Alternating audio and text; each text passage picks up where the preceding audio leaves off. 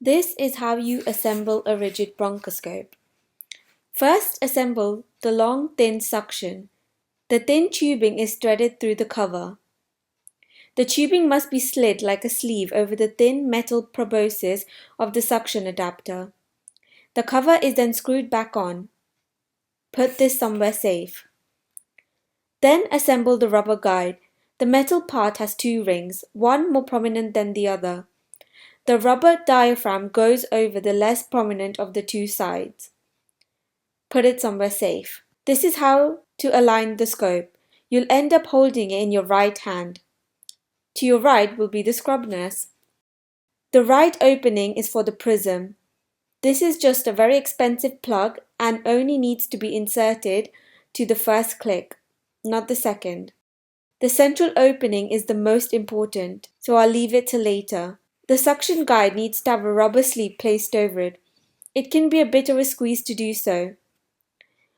This rubber plug prevents the escape of anesthetic gas.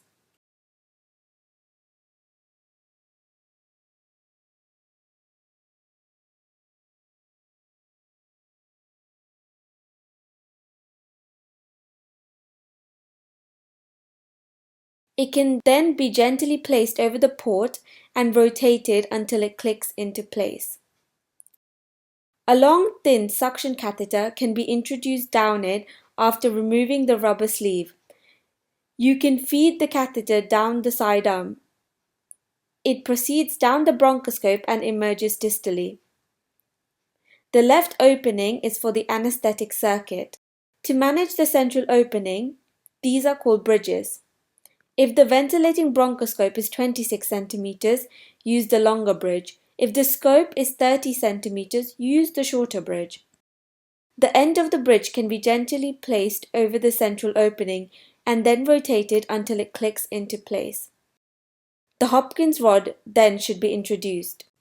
The Hopkins rod will lock into the scope only when it's correctly aligned. Proper alignment occurs when the light inlet of the Hopkins rod is orientated in the same direction as the prism.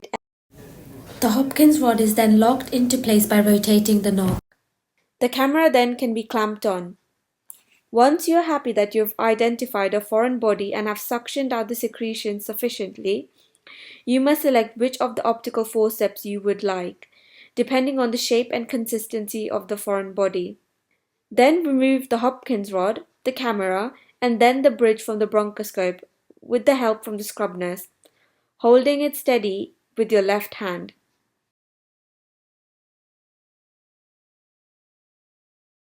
The Hopkins rod is inserted into the optical forceps and locked into place in a similar way to the bridge, except this time the light socket is pointing upwards. The camera is replaced onto the optical forceps.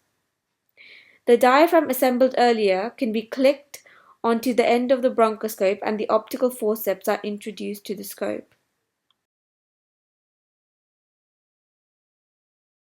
This maneuver should be actually performed with the help of the scrub nurse and using only your free right hand. Your left hand must hold the scope very steadily at the levels of the lips and teeth of your patient.